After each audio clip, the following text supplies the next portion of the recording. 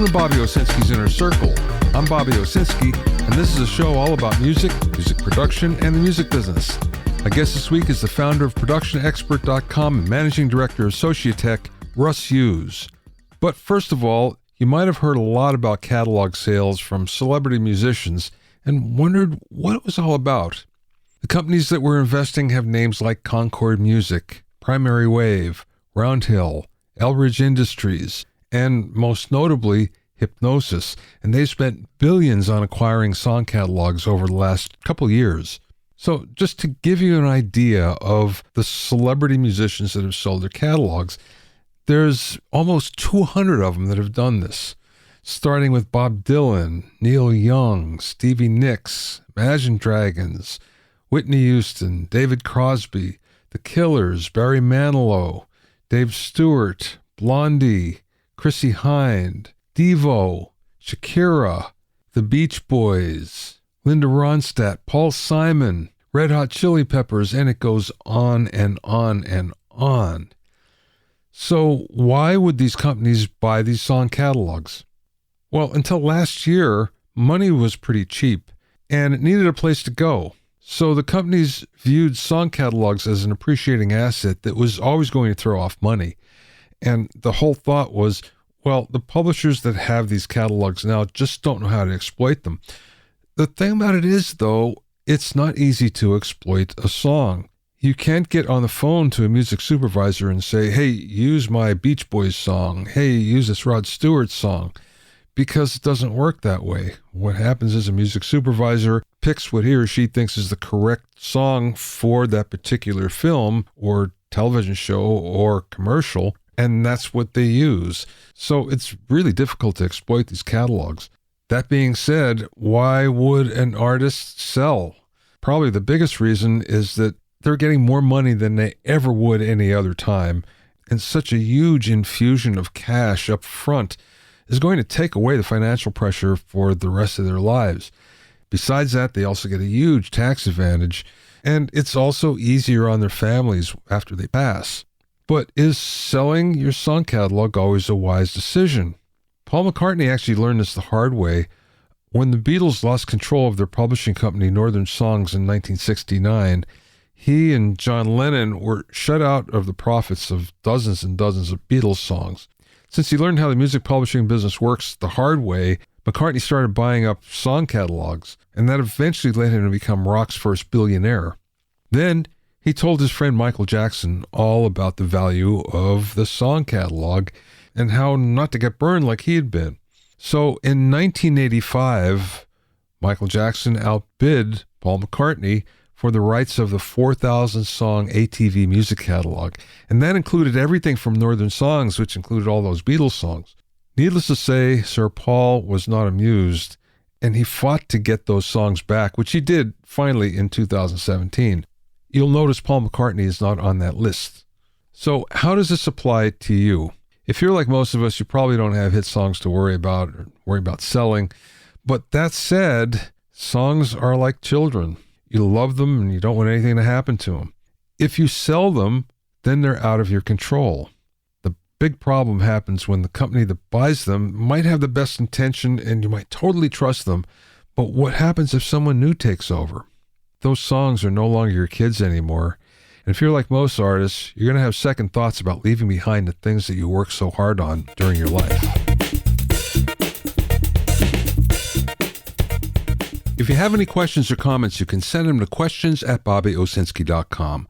Also, I'm pleased to announce that my new Musician's AI Handbook is now available. It's packed with information about how AI can help you with new song, lyric, mixing, and mastering ideas, as well as music marketing to help you get your music out to the audience that you deserve. To get your copy, go to bobbyowsinski.com/AI Handbook. That's bobbyowsinski.com/AI Handbook. You can also find it on Amazon and Apple Books.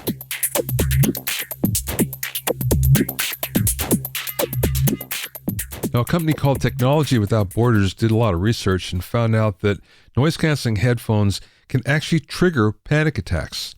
So this doesn't happen to everyone, only to people that already have anxiety problems, anxiety issues, and are prone to attacks like this. But there are good reasons why it's happening. For instance, heightened self-perception. And if you have panic attacks, this is not something that you really want to have happen. Same with an amplified internal dialogue and the sense of isolation. All these things happen when you use noise-canceling headphones, and it's not really good for you if you're predisposed to these conditions. Interestingly enough, this is very much like what happens when you go into an anechoic chamber. Now, I don't know if any of you have ever been in one, but it's a very disconcerting process. The first thing that happens is you begin to hear your heart, and it's beating, but it's louder than you've ever heard it before. And then after a minute or two, you begin to lose your balance because there's no echoes in the room, so you don't have location info. Then you begin to hear the blood actually pumping through your veins and your bones grinding as you move. So most people can't stand more than a few minutes in an anechoic chamber. And for the longest time, the longest period that anyone stood in one was 67 minutes until a YouTuber named Calix on a YouTube bet stayed in one for an hour and 27 minutes, and it's something he said he'd never do again. So back to noise-canceling headphones. Not everyone is going to get an attack. If you don't have a history of anxiety-related issues, then it's most likely not a problem. However, if you do suffer from anxiety, you might want to experiment with using ambient soundscapes or white noise tracks while you're wearing these headphones. You might want to try just using regular headphones or earbuds instead of something that's noise canceling. And also, it's always good to practice mindfulness and distraction techniques so you can counter those intrusive thoughts. When you're on a plane, there's nothing like having a pair of noise-canceling headphones to block out the distractions.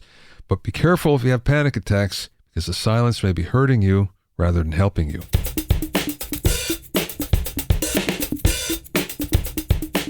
My guest this week is Russ Hughes, who's the founder of Production Expert, a group of blogs for music and post-production professionals. Over the last decade, Production Expert, Pro Tools Expert, Studio One Expert, and Logic Pro Expert have become some of the leading industry websites with over 7 million visitors annually.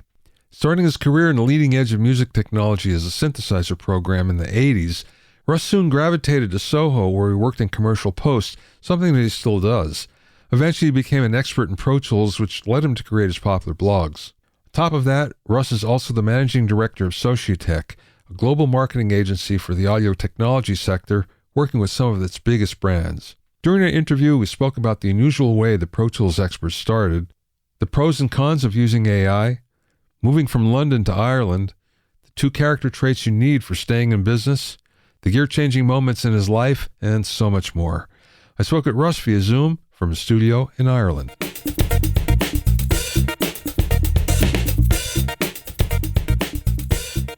Tell me about you getting into the music business. How to get into music business? Let's rewind a little more. When I was a kid, my dad had a piano in his room, and he'd play like Oscar Peterson. Some of your listeners probably don't even know who Oscar Peterson is. My dad was a huge Oscar Peterson fan, and he'd play this stuff, and I'd hear it. It was like magic coming out of his office. And sometimes I'd go in afterwards. I wouldn't go in there when he was doing it. It was kind of his own time. It didn't do it to perform. Although he'd been in a band. I remember he telling me once, he used to be in like this kind of club band in the 1950s and 60s, and they played 70 songs a night. And it's like most bands can't pull off 10 songs a night. Yeah, right. And he used to play a Hot for the President guitar.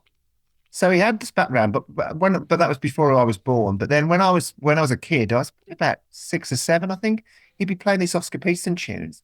And then when he'd finished, he'd leave the room and I'd go in and try and be dad and try and figure it out. So I'm a self-taught pianist in that way. So I was always into keyboards and stuff. In the early 80s, I ended up working in a music store, which was a big music store in the UK at the time called Jones and Crossan. It was in Birmingham, which is the second largest city in the UK. So we were quite popular. There was the Birmingham Odeon up the road and other venues. And so all the top bands would come into town. At this point, I'd started working in the keyboard and technology side of the business. And so I was the guy that knew how to use it all. And before I knew what was happening, I was being asked to program synths or show people how the MIDI worked on stuff by pretty big bands quite quickly. sometimes they come out of the studio and they would have recorded, you probably remember this, they would have recorded with the producer and he'd used all these synths, and then they'd come to me and say, we're going on the road now. We don't know how he got these sounds. Right. And I'd be handed the album and have to figure out how the producer had got all these sounds on different synths. Or, for example, there's a band called Power. I don't think they made it to America. They had a big song called China in Your Hand, which was a big hit. And I remember being called into the studio with them because they wanted to trigger backing vocals from some Simmons drum pads off an Akai sampler, and I had to help them figure out how to do it and stuff like that. So I was at the early days of what we call programming. So I was programming MIDI, programming samplers, programming synths. I was one of the only guys at the time outside of Yamaha that knew how to do FM synthesis. So I did a lot of DX programming. So I was one of these people that we used to have in the industry called programmers. Do you remember us? Yeah. And I'd program synths and I'd program sequences, all that kind of stuff. And the truth is, Bobby, the only reason I got the job was because I read the manuals. Yeah. Nobody does still today. Still today. And to be honest, I've built a blog on over a decade because people don't read the manuals or learn how to use things properly. So yeah, it's no different. But yeah, that was kind of it. But also, I think I've always had a good ear to be able to hear a sound and know how it was made up. In fact, the one album that is one of my iconic albums of all time is Sean Colvin's A Few Small Repairs. Do you remember that album? Yeah, John I do. Lennon produced it. Because I can't deconstruct that album. And for me, that's really impressive. If I can't figure out how they did it, I kind of think, yeah, that's some good producing there. There's loads of guitar parts on one of the tracks. I think it's called Sonic Home. And it's like, it's got baritone guitars and stuff. I'm thinking, how the hell did he do that? And I've sat down with people and we try to figure it out. Yeah, so that's how I got into it. And then I started writing and getting some publishing stuff. Still got publishing now. In fact, I don't know about you, but I've always said to people, if you want to make a living in music, get publishing because it's like a pension. Yeah. 2 checks a year. Still get them now. And I'm getting checks for songs I wrote 30, 40 years ago. And they weren't massive hits either. It wasn't like I'd written like, I don't know, a huge hit. It was just I was working in a particular space, which was the gospel music sector. And even there, I've made money out of publishing. So get into publishing. First bit of advice from me today on your podcast. Yeah, that's a good one. Yeah, good. Okay, so you're doing that, and then you got into doing post, right? Yeah. So there's a lot of people in the UK. Maybe it's the same in America. It might not have been the same, but a lot of people realised that you couldn't make that much money out of music anymore. So a lot of us ended up in post. So I ended up in first place I was in was a place called Locomotion, which is just off a place called Soho Square.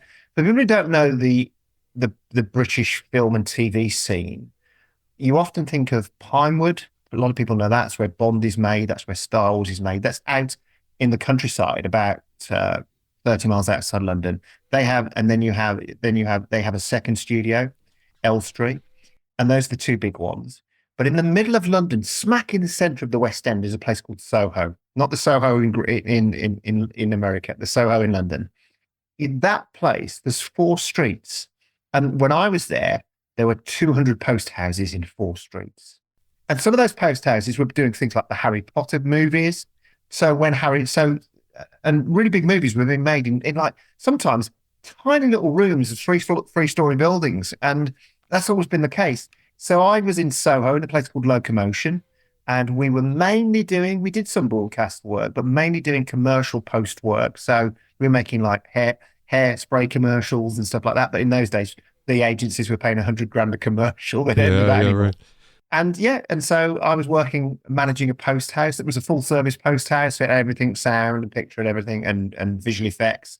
And then I went to another one called Berwick Post. And so I spent about 4 or 5 years in Soho in London, which is basically the beating heart of the post-production industry in London. It's like the Hollywood of London almost.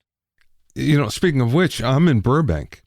And Burbank is the same thing. It's the equivalent of Soho.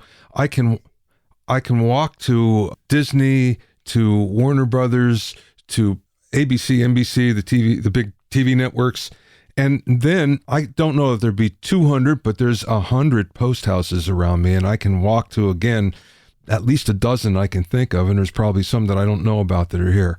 So it's the same thing. And just because you have the big studios in Burbank, you have, the support industry around it as well. So all the audio dealers, so it's one of those things. So I spent about 5 years in post. And in the middle of that, I was in the DUC one day, the Avid Forum for Pro Tools users. And it was about the time they'd acquired Wizoo, which became Air Virtual Instruments.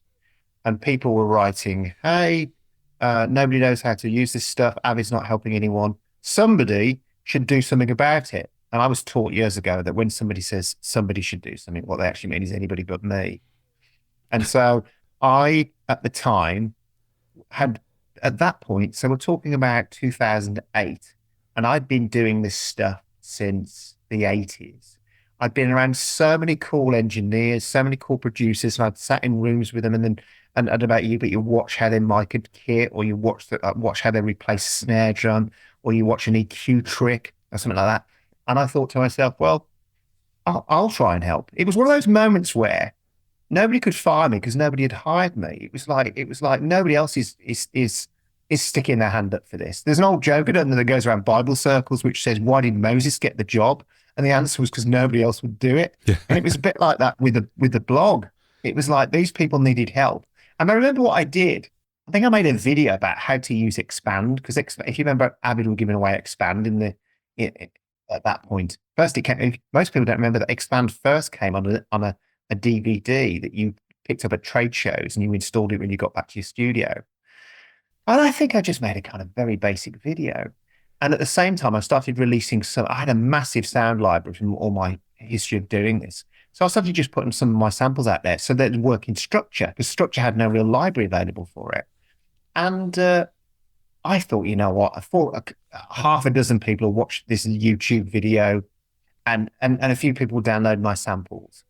And I remember my wife saying to me, because she said to me, they don't want your samples, Russ. They want your videos. That was a smart move. This was way before videos were what they were, what they are now. Nobody was doing what we were doing then, really, doing like tutorials on YouTube. And it just took off. I remember the first time we got 1,000 visitors to the site, I thought I had landed in like mega stardom. Well, not even stardom, I thought this was, to reach 1,000 visits was really amazing. Little did I know how big it would get. But it was just me, Bobby, thinking some people need some help. Half a dozen people might take notice of this, and suddenly it all just exploded. Was that Pro Tools Expert then? Was that was the beginning? But was it called Pro Tools? It was the Air Users blog when I first started, because all it concentrated on was Air Virtual Instruments, and that went on for 2 or 3 years. And I would do that. I'd do a full-time job at the post house and come home at night. The reason I had the time to do it was a little bit of a rewind here. My wife had said to me just before I started the blog, my wife's very smart, Bobby. She was doing a postgrad thing in politics at one of the London universities, and she was doing it in her spare time. And she said, Russ, I'm going to be doing this for a year. You better find something to do with your time because you're not going to see me. So it was one of those moments. And yes, I was doing 40 hours at the post house and then coming home and working till 2 or 3 in the morning on the blog and every weekend. And I just did it as an altruistic thing. I didn't do it to make money. Didn't think it would ever be an income generating thing. It was just to help a few people out. And the rest, as they say, is history. That was then that I met Mike Thornton, who was doing a kind of similar thing with Post and Pro Tools. And Mike said, why don't we put our heads together and support both the music and the post community? And we did that, and we became Pro Tools Expert. And then Production Expert came a little while after. That was just an expansion on the idea? It was a pivot more than an expansion. It was recognizing that there were people who loved what we did but wouldn't always be Pro Tools users. They'd be using Logic or Cubase or Studio One. And we experimented on the way. We did like a Studio One Expert site, and we did a Reason Expert, we did a Synth Expert at one point. I always been of the view, Bobby, I don't know about you, but I'm not one of these people who kind of plan things out a lot. I kind of think, let's give it a go and see what happens. And sometimes my success is built on a lot of failure. They might not work. Second bit of advice to anybody watching or listening to this today is try stuff out. What's the worst that can do? You're not a surgeon or a pilot. You're not going to kill anyone. Well, you don't learn unless you fail, right? Yeah. Yeah. Hopefully I can pass on stuff. I can pass on my success because, and somebody won't have to fail because of it, because it was my failure first. Now your role is somewhat different because you're taking a more global view of it all, a global view of the industry that you're providing. And look back sometimes, a comparison. I find it very compelling. Thank you. I think because I've got a different role, because on a day-to-day editorial basis, I don't have that much of a role. So they kind of give me the kind of, the emeritus professor thing in universities. It's like, we can't find anything for Russ to do anymore, so we'll let him write a bit. We'll let him write. They call them, they're called Russ Rants in house. No. Yeah, they call them Russ's Rants. And I think what I'm trying to do is get a sense of the temperature of situations and then try to speak into them with a view on those things. I don't believe that I have the only word or the last word on anything I write about, but what I want to do is try and bring to the surface sometimes things that I feel a lot of us are probably thinking but not saying through conversation. And sometimes people are saying it. A lot of my blog posts are born out of conversations, like you and I might shoot the breeze and stuff. And I think, oh, that was interesting what Bobby said. Let's explore that in a blog post. So I kind of using blog posts to try and generate conversations. One in particular recently, did you see me write the one about we need to talk about AI? Yes. Which is where I was trying to invite people to talk about the human part of this discussion, ironically, when we're talking about computers doing things. And I'm always hoping that when I write for the blog and for the community, it's giving people permission to have that conversation then. Because we're often, especially in the modern world of production, a lot of us are siloed. I don't know about you. I don't work with a lot of people on a day-to-day basis. So I'm working from home. All my team work from home. A lot of the producers and engineers and other people in the industry I know are on their own a lot of the time. Yeah. So we're not getting those water cooler moments anymore. We're not getting those lunchtime moments where you and I would probably go and have a coffee and you'd say, how's it going, Russ? And I'd say, hey, but how do you feel about AI and that? And I find generally forums and social media is just too febrile a place to try and have a reasonable discussion before it descends quite quickly into you're a Nazi, which is apparently about 6 points down in the thread before right. that. Yeah. Get my point. I think it's too febrile and too polarizing a place generally, social media, to try and have grown-up discussions and reasoned out discussions.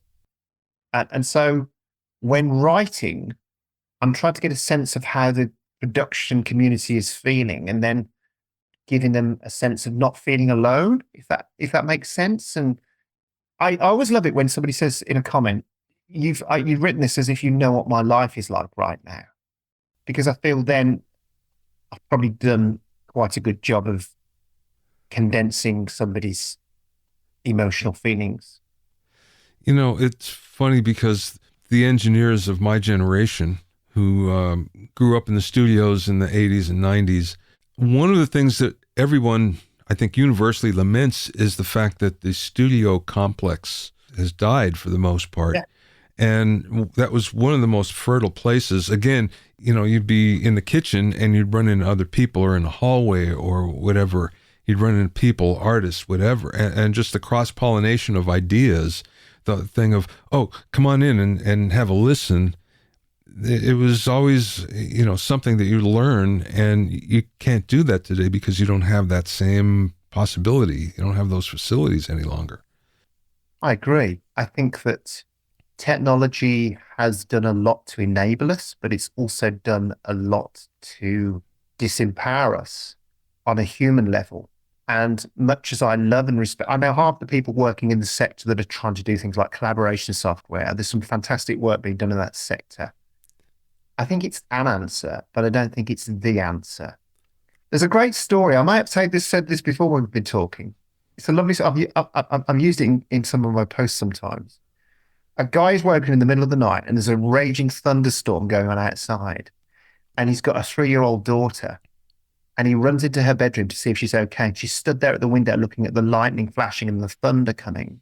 And he goes up to her and he says, don't worry, honey, God's with you. And she says, but Daddy, I want someone with skin on. And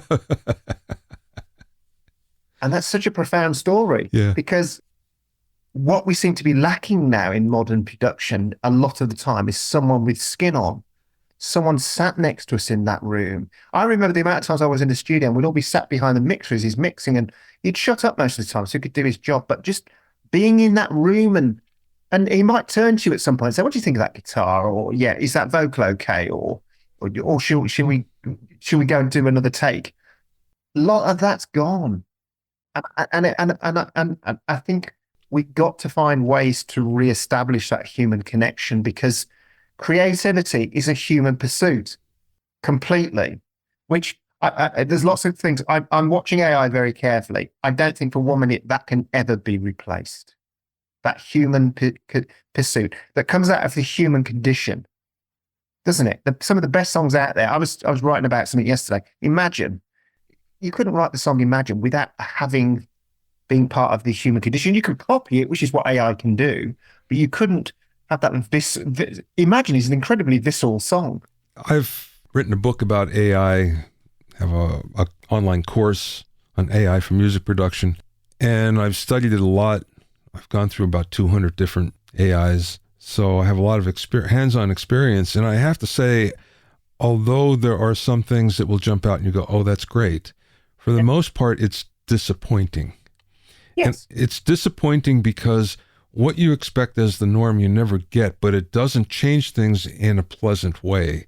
So just like if you go to a text to music generator, for instance, and there's some new ones that are coming out, what it gives you, you'll think, that's tremendous orchestration. The sounds are terrific and the mix is really good, but it's kind of silly the way it's put together. No one would ever do that.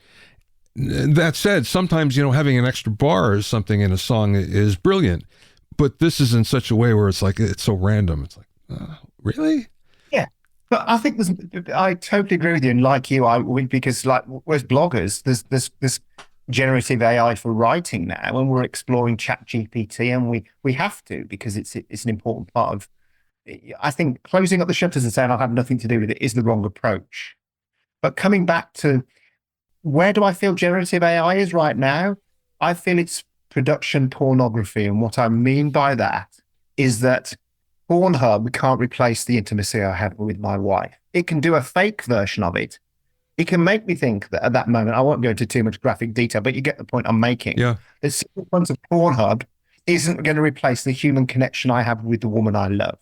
And it's the same with AI. AI can do a great fake, which some people won't care about if it's a fake. Some people won't know the difference.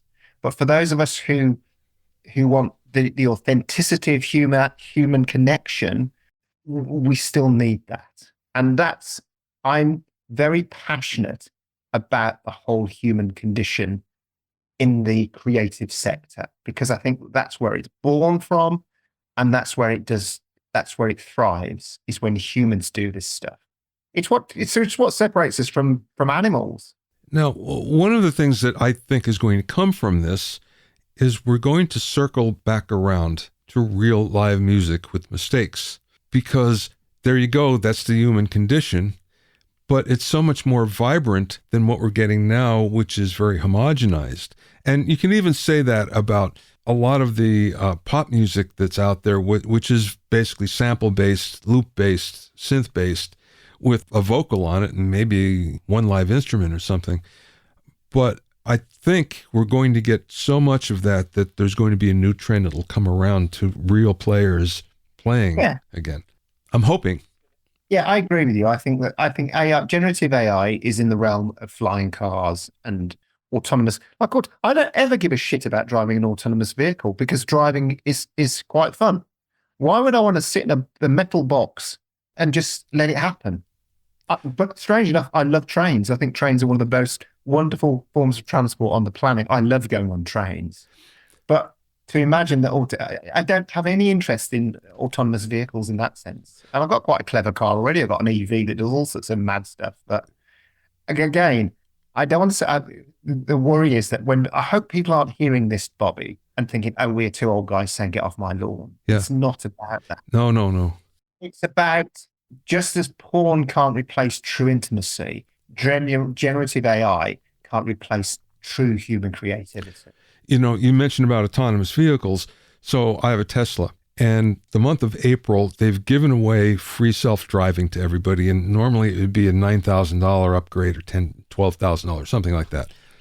So I installed it and I tried it and I was amazed. I asked it to take me to Home Depot. It made all the turns. It stopped at the right places. It did everything. It took me there. It stayed within the speed limit, the whole thing. When it got there, there's a self-parking feature. You just hit the button. It parks for you. It's wonderful. So I tried this a couple times just in amazement and quite enjoyed it, and then went back to driving myself because, as you said, it was more fun. Exactly. So there we go. I mean, that's a perfect example. Now, there are times when that's going to be perfect for you to do something like that. If you're in traffic, it's a lifesaver because you don't have to think about the traffic.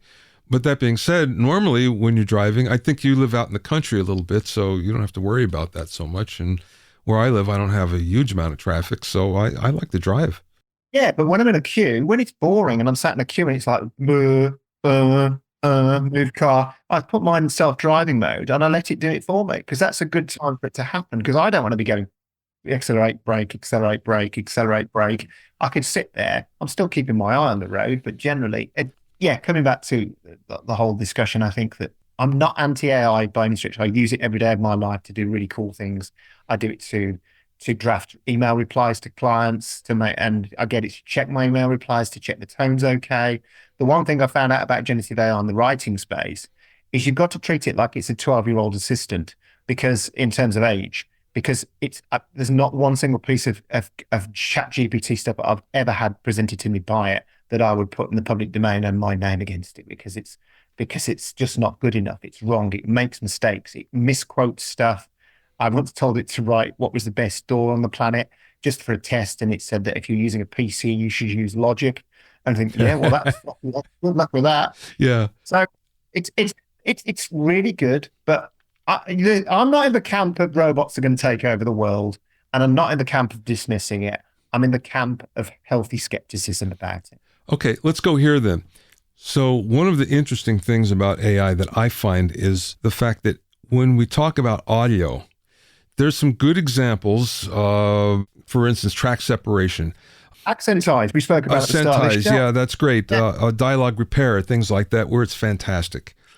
But when it comes to other things, I have my doubts. Like, for instance, okay, let's do the auto EQ. Okay, great. I understand exactly what you're doing, and you're comparing it against everything you think is supposed to be good. But does it work in the context of this particular track? So that could get you into trouble real fast if you think, oh, I'm just going to have it do everything for me. And then you step back and you go, oh, wait a second. That doesn't exactly sound the way I expected it to. Well, have you noticed actually, when I've been using AI, having used it enough now to see where it's good and where it isn't, the jobs it would replace right now are the kind of people who are trying to get into our industry, the assistant kind of jobs, the kind of base level jobs. And I don't mean that in a disparaging way. I'm meaning that when we got into it, and it still happens now to some degree, but when I got into it, I was base level. I was cutting up cardboard boxes for about a year when I first got into doing stuff. And then I was generally allowed to do stuff. And a lot of engineers you talk to, they weren't allowed on a board for about 5 years while they were making tea or tape opping and stuff like that. And I can see how that kind of software you just mentioned could do you what the assistant engineer used to do and get you a rough mix-up to start with. That makes a lot of sense. But what drives me crazy about AI is they're trying to do some things. I said a great joke the other day. Let's all calm down about 3D printers because we can't make regular ones work. Yeah. I thought that was a great quote. But here's some great ways AI could work. Auto-naming your tracks in your DAW. That would be a great way. So I think AI is brilliant for assistant type work. The boring, it's the same as the car again, is that like, who wants to go through a piece of audio and clean it all up? So when AI can just clean it for you, so you can get back to being creative and doing what's fun or setting the balance or auto gain or lots of things that are just boring old jobs so that we can, let's not forget that when you watch Star Wars, that all the robots are assistants, they're not the boss. And as long as we recognize that with AI, that as long as AI is an assistant, it's not the tail wagging the dog, then I think we embrace it fully. But even as an assistant, it can make a hell of a mess sometimes. Yeah, yeah. No, I agree. We can go down the rabbit hole in this, but I want to make a left turn here for a second and talk about your book. Go for it. Let's go somewhere else because I can get boring about AI. Yeah, let's talk about your book. Oh, yeah. So how did that come about? My dad was a business guy, self-made. He'd come from nowhere. He'd grown up in a really tough family situation, a really tough part of Birmingham, which is that place I talked about earlier on in the interview today. And he started his business by going around, picking up old bits of wood in a wheelbarrow and then selling them as firewood. That's a true story. It really is that kind of rags to riches thing. It came from nothing. And over the years, he built a really successful business in the insurance and finance sector. And my dad always had these one-liners that he would say about business. So one of them was profit is what you don't spend. You don't forget that. It's like a hook from a song. Yeah. Another one he used to say to me, I remember it, because he wouldn't sort of say them like a comedian would go, bah. I remember one day I used the accountant that he'd had when he was in business and he was working for me and he always helped me out. He was a great accountant, always made sure I didn't pay more tax than I should, always made sure I was kept out of trouble with all my finances. And he said to me, he called me one day and he said, Russ, he said, have you paid Graham yet? That's the name of the accountant. I said, Dad, I have. He said, good. Pay the good ones fast. That's a good one. And he would then he would unpack it. Anyway, so I went to Dad about 5 years ago. I said, Dad, I want to sit down with you and write a book based upon all these kind of one-liners for business, like profit is what you don't spend, pay the good ones fast, don't blame them, train them was another one. And I don't know if you've read the book, Bobby, but every chapter is one of those one-liners, like hooks from songs that they got inside their earworms that once you heard them. So on my teams now, everybody knows these mantras. So when we come to doing budgets and stuff, they all know profit is what you don't spend. And so I said to Dad, let's do this. And my dad was one of these really sort of, he was a bit like he just said it like it was. He wouldn't only just piss on your fireworks, he'd absolutely put a fire hose on them. And I said, Dad, let's write this book. He said, no. He said, it's a silly idea. I said, why? He said, because I can't put my head on their shoulders. Another one-liner. Yeah, right. I said, what do you mean by that, Dad? He said, I can tell them all the advice in the world, but they have to actually do it. So that book idea died. During COVID, Dad got COVID and he died. He died in 6 days, start to finish. And whether it was a grief response from me or whatever, I just, after he died, thought, I'm going to write the book that he told me not to write. In fact, the book is called The Book Dad Told Me Not to Write. And it's chapters, very short chapters. You can read the book in a couple of hours. It's about 40,000 words. And I'm going to write this book to help those, especially in the media industry, to be able to run successful businesses. When I say success, I mean businesses that mean they can live. That's basically the definition of success in our industry most of the time, is that you can pay your mortgage. Yeah, right. And eat and get your kids through school. And so I wrote it. I wrote it in about 5 weeks, start to finish. And so it was published about 4 or 5 months after Dad had died. And it's proved to be really helpful for people. It's done well on Amazon. You can get it off Amazon. And the reviews seem to be very positive. I didn't pay anybody to say those things. But I'm incredibly passionate again about this, Bobby, and I think you're very big on this as well from all the work that you do. So many people in our industry are accidental business people. They're a mixer and they got into it because they love mixing and suddenly they find themselves running a business. Or they end up running a studio, or they end up owning a software company making plugins with 10 staff. And nobody's ever told them about budgeting or invoicing or how to get business or all those kind of things. So I've just put it all in this book. It's an easy read and I hope Dad likes it. The book Dad Told Me Not to Write is on Amazon. Let's go another place here while I still have you. So let's talk about your home studio. What I want to know is you're way out of the mainstream where you live, and it has not affected your business. No. When you left, were you expecting the business to come with you? Were you expecting there to be a problem? I didn't know because I learned a long time ago. I saw it actually happen that, when you're in a company, let's say you're in a big studio complex and you think, I'm going to go out on my own. And about a month or two before you leave, you say to all the people coming to the studio, hey, I'm going on my own. And they go, well done, Bobby. I'll give you a call when you leave. Then when you leave, nobody calls you. It's not because they were being disingenuous. They've just been polite to you. But the truth is that most people, when it comes to business, it's better the devil you know, isn't it? It's like the inertia of change is harder than sticking with even something that might not be as suitable for you. So my business has changed somewhat because a lot of what I do these days is it's a much more holistic business that does video and music and all sorts of stuff because I've also got the agency Sociatech, so we make a lot of product videos and stuff like that. We have to make the music for that. We have to make stuff like that. And I do a little bit of writing, but in reality, I was saying to somebody the other day, I think I'm really going to get back into music when I retire because I'm so busy helping other people do it. I don't get enough time to do it myself. But in terms of business, I moved out into the middle of, I live in Northern Ireland on the coast now. My wife's Irish and we moved out here when we had our baby because that's the kind of thing Irish girls do. They go back to mommy and because she's just on the road. So I was doing the kind of like what we call now, what everybody started doing during COVID, doing it. I've been doing it for 10 years. So when COVID happened and everybody said, oh, I've now got a studio in the garden or a studio in the loft or a studio in the cellar. I've been doing that for a decade. So I never needed, I never do any attended work ever. It's all somebody says, here's a project, come up with a project, go do approvals back and forth. And that's how it's done. So the footfall was never an issue. People traveling to me was never an issue because I've got a mixed studio here, Bobby. I don't have a recording studio. I don't do any recording here. If I need to do recording, I'll go to a separate recording studio. So I don't need clients to be here. And so that's cool. A lot of people work like that, I know, these days. So because clients never visited me anyway, it's never affected me in that sense. I really thought I was committing suicide when I left Soho, if I'm really honest with you. Because like everybody says that unless you're in Soho, everything's going to die.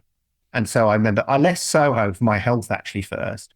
I started working from home because I was drinking too heavily, I was eating too much, and I was a heart attack waiting to happen. And so for my own sanity and my own health, I left and went to work from home. And I didn't see any change in business, to be fair. There's a chapter in my book, Reputation is Tomorrow's Profit. If you work hard to build a reputation, your clients will follow you. I knew this was going to work like way before COVID when I saw Bob Ludwig move out of New York City. Bob Ludwig, the mastering engineer, and moved to Portland, Maine, which was way, way, way out of the mainstream. And yet he had everybody follow him there. You know, Bruce Springsteen and all the major artists would still follow him there. So there was never a problem. And I thought to myself, okay, I think this is going to work. If he could do it, now obviously he's on a level that most other people are not, but nonetheless it shows that it can be done. And certainly we've seen that to be the case since then.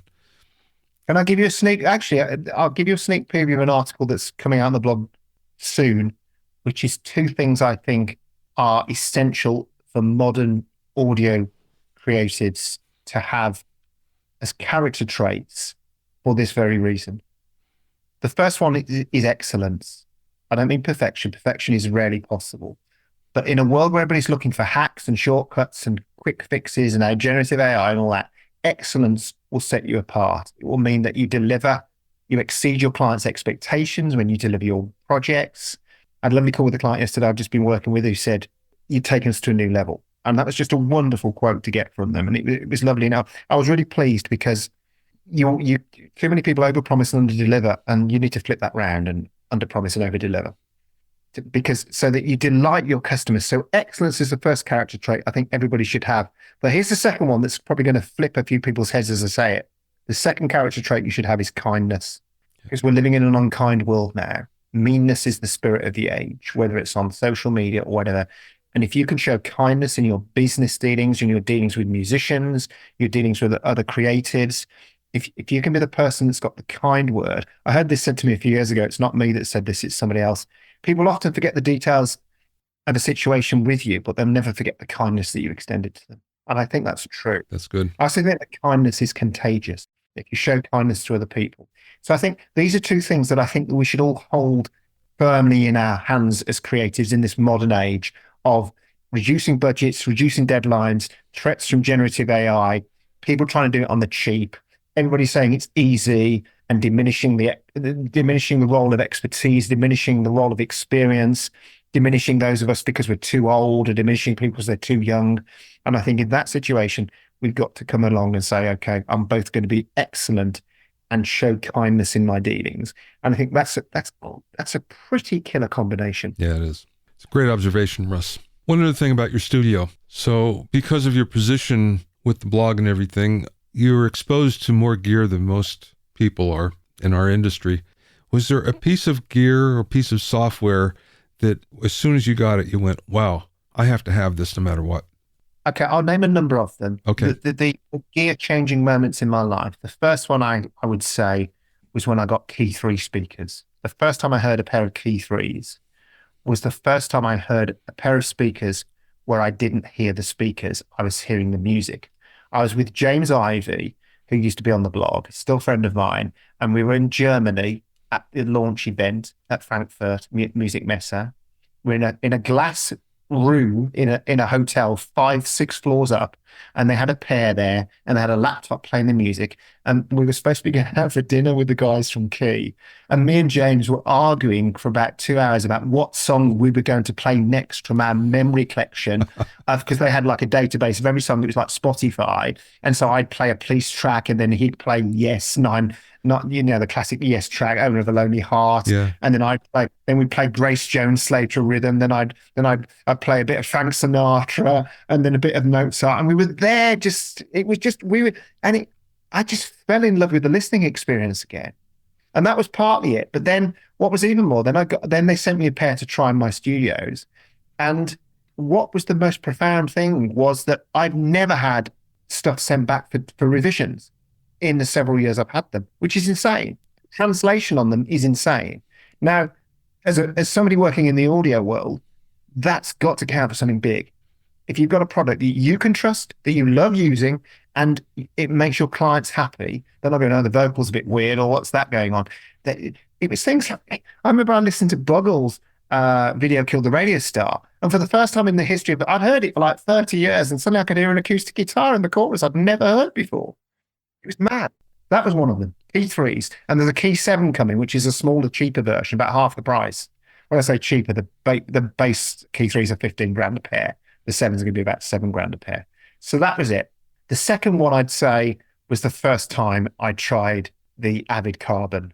That was like me plugging into a 24440 studio in 1982, because the immediacy of the hybrid workflow. So the Avid Carbon, for those that don't know, it's got some HDX chips inside it.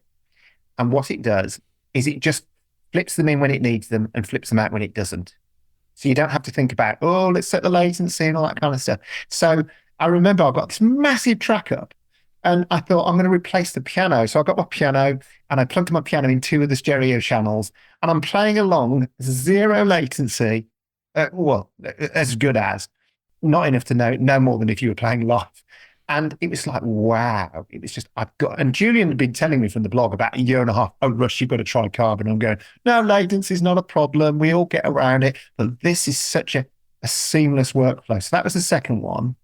And then perhaps third one I'd say recently, especially with the video work I do, and we talked about it at the start of this call, is Accentize DX Revive. I work with the guys over at Accentize, and the first time they sent me the beta of it and said, oh, it's a noise reduction one. I thought, I've heard all of these. And then I turned the knob up and thought, this isn't possible. This is where AI is just a gift. Yeah. Because I was thinking about really shitty radio audio recordings from like phone-in shows or Skype calls, or the test he'd sent me was that he got a piece of audio from the moon landing. And it went from moon landing like, and it's to suddenly being like, a really good recording. And I remember then and it was another moment. It was a bit like the Key moment. I was going online and going through my drives, trying to find all the shit audio I could possibly find to see if it would work on DX Revive. I remember I downloaded, you might have seen me share it on Facebook. I downloaded Frank Sinatra's speech when he won an Oscar in about 1957. And it's in a big echoey room, big old mic. It's the recording of the day. And it takes it from that to him sounding like he's in a booth on a U50 on a full-bodied condenser mic. Yeah. This is bad shit, and it's great. This is a transformative moment. So for me, Bobby, I don't know about you. And another one in musical terms, I've got a Taylor acoustic guitar, and I've had it for 20 years, and that was probably the first thing I ever got when I thought, yeah, I'm glad I've got this. I think in terms of musicality, I don't know about you, I want instruments that inspire me. I'd love to have a grand piano for that reason, because keyboards are great, but there's something about when you lift the lid on a grand piano and sit down, and 2 hours later, you're still tinkling around. You've got all these kind of cool ideas coming up. And it's like, that's what instruments are meant to do. They're meant to not just be tools. They're meant to be something that you have this visceral moment with. So my Taylor acoustic. Yeah. So there's lots of stuff. To be honest, people say to me some days, what's the best interface? I go any of them. We come from an age, Bobby, when most of this stuff, either stuff cost the price of a house or it was shit. Now stuff that $100 audio interface sounds great. Yeah. No, you're right. We've come a long way with that. Oh, yeah. A lot of people go on forums, they're arguing about converters or preamps and things. Just go and make some bloody music. Yeah, right. Cool. Last question, Russ. What's the best piece of advice that maybe somebody imparted to you or maybe you learned along the way? I know what that is straight away. I was just about to go and I used to do some sort of public speaking, and I remember somebody sat with me, this old guy, really wise old guy, put his hand on my shoulder just before I walked out onto this stage to do some public speaking. And he said, the greatest freedom is knowing you've got nothing to prove.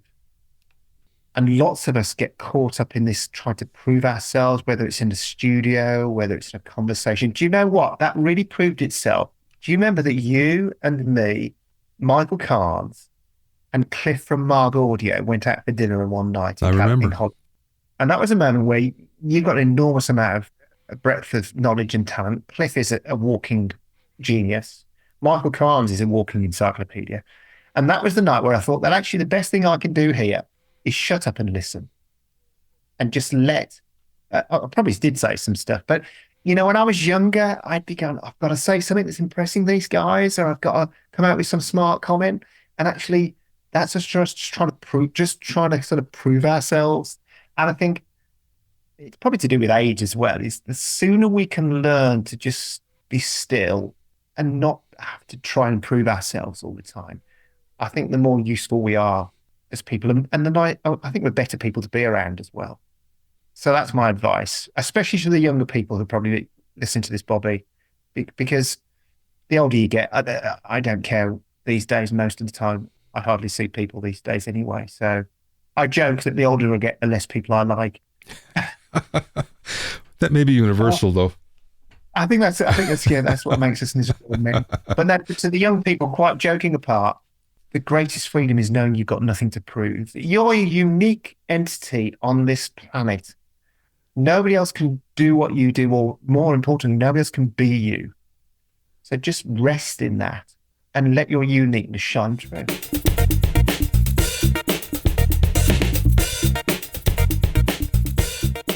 You can find out more about Russ at russ-hughes.com.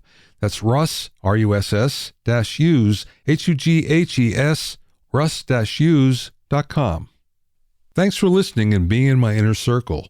Remember, if you have any questions or comments, you can send them to questions@bobbyowsinski.com. You can also learn all about the latest in music, audio, and production news when you sign up for my newsletter at bobbyowsinski.com. There you'll also find out about openings for my latest online classes and special events. That's bobbyowsinski.com. To listen to other episodes of Bobby Owsinski's Inner Circle, go to bobbyowsinski.com and select the podcast tab, or go to bobbyowinnercircle.com, where you can find it on Apple Podcasts, Apple Music, Mixcloud, Google Podcasts, Spotify, Deezer, TuneIn Radio, Radio Public, and Podbean. At bobbyowsinski.com and bobbyowinnercircle.com, you'll also find a sign-up form for my newsletter and for alerts for new podcasts. This is Bobby Owsinski. I will see you next time.